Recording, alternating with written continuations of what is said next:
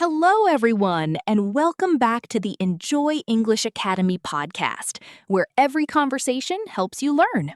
I'm Emma. And I'm Ryan. Hello, everyone. Emma, I have a question for you. Of course. What is it? Do you ever look back at something you did a few months ago and think, thank you, past me? Oh, yes, all the time. What made you think of that? Last night, I found a notebook from 6 months ago. I had written down 20 English words every week. I completely forgot I was doing that. And now those 20 words, I use them all the time without even thinking. Ryan, that is a beautiful example of something I have been wanting to talk about for a while. What is that? The relationship between who you are today and who you will be in the future, and the power of the small things you do right now to shape that future person. The small things shape the future person? Exactly. And today, that is our whole topic, your future self, and what you can do for them starting today. I love this topic already. It makes me feel like I have a responsibility to myself. You do. But first, our quick request.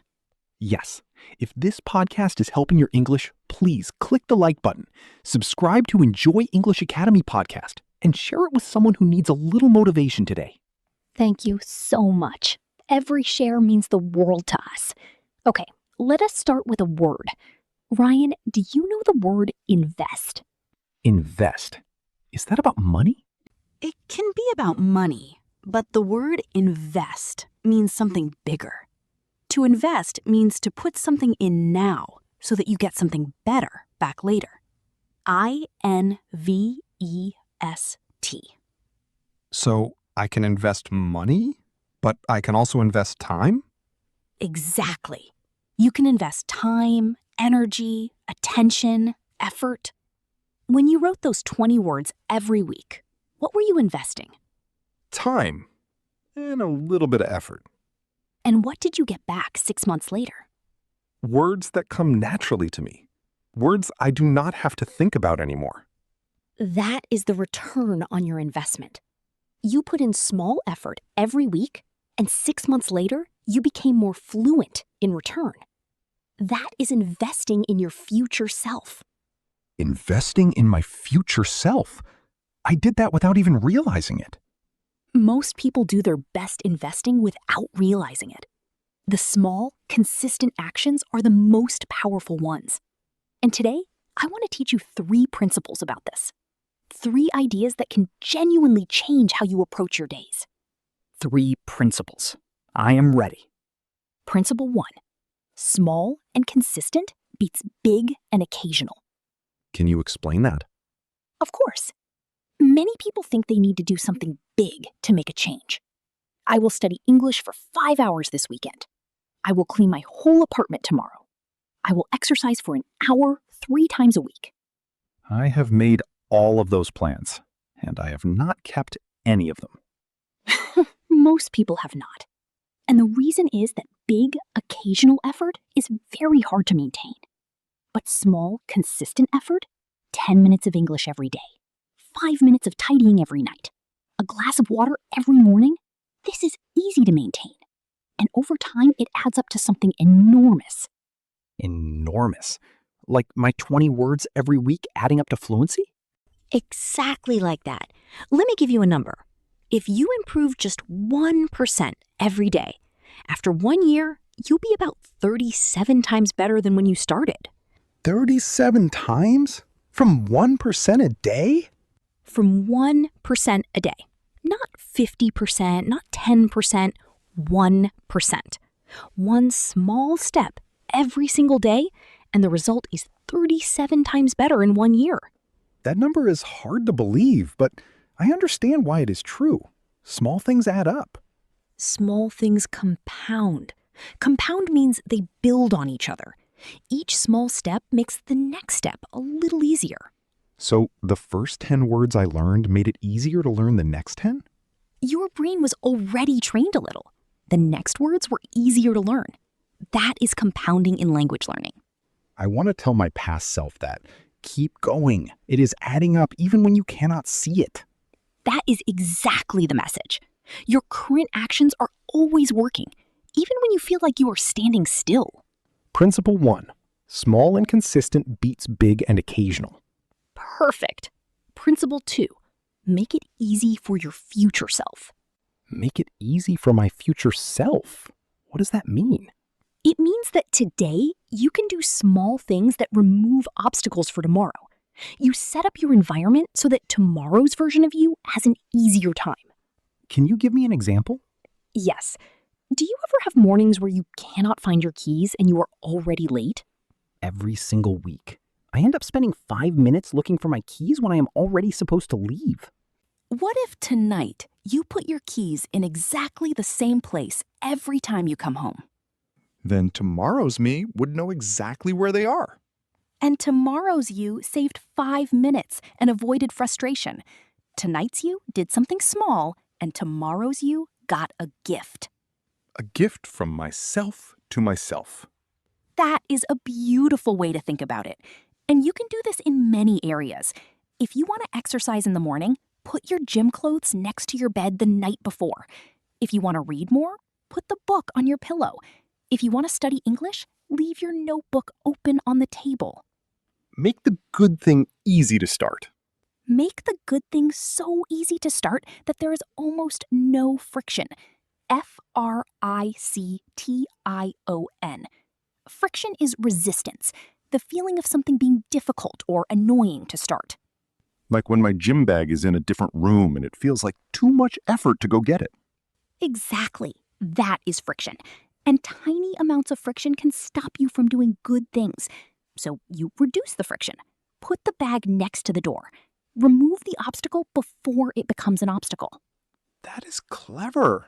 I never thought about setting up my environment to help myself. Most people try to rely on willpower alone, but willpower is limited. It is exhausting. Instead, use your environment. Let your environment do some of the work for you. Use the environment, not just willpower. Exactly. And here is one more idea within this principle. When you finish something in the evening, do the first step of tomorrow's task right then. What do you mean? If you want to write tomorrow, open the document tonight and write just one sentence, then close it. Tomorrow morning, you open it, and the first sentence is already there. Starting is no longer the hard part. The blank page problem is already solved. The blank page problem is already solved. Tonight's you solved it. Tomorrow's you just continues. I am going to do that for my English journal tonight. Write one sentence before I sleep.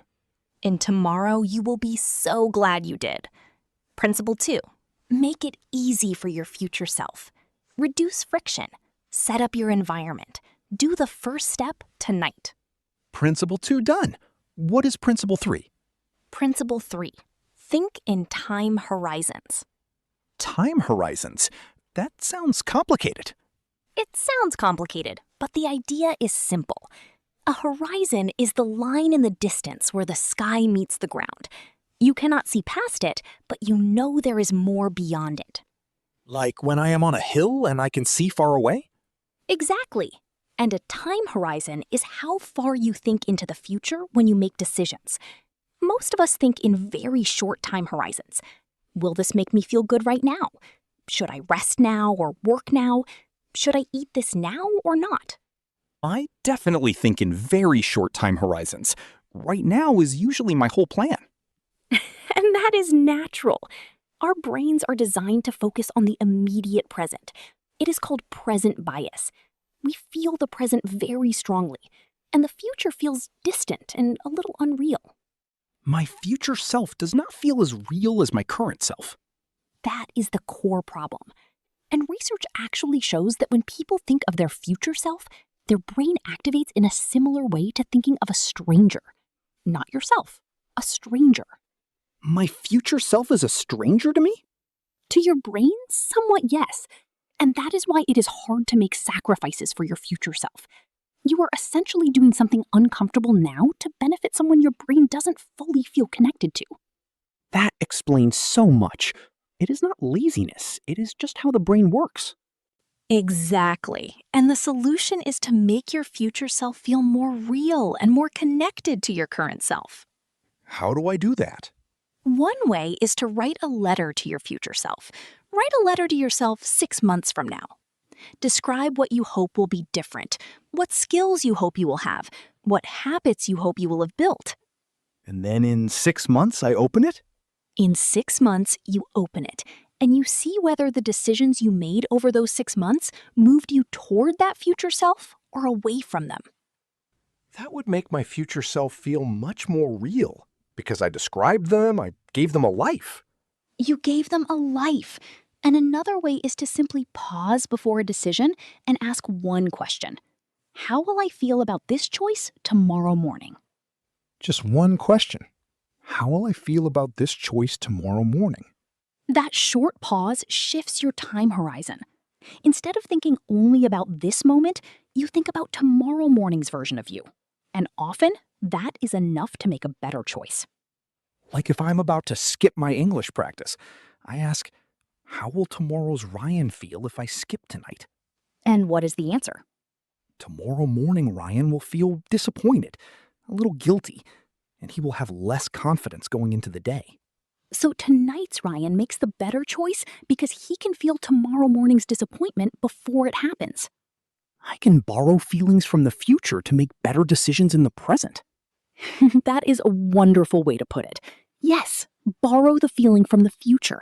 Use it to guide your present. Principle 3. Think in time horizons. Make your future self feel real.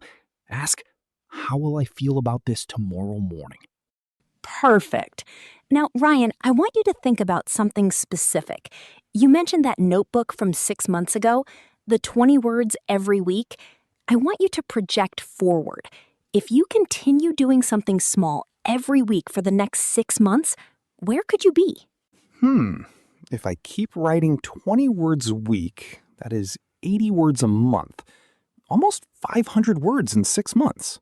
And if you also listen to this podcast every week and you try to use English in one real conversation every week, Then 6 months from now, I would have a much larger vocabulary, better conversational skills, and probably more confidence because I would have practiced speaking. and how does that version of you feel compared to today's you? That version of me sounds like a much more confident English speaker. And honestly, it does not sound that far away. It just requires continuing to do small things. That is the realization. The future version of you that speaks English naturally and confidently is not some distant fantasy. They are built one small action at a time, and you are already building them.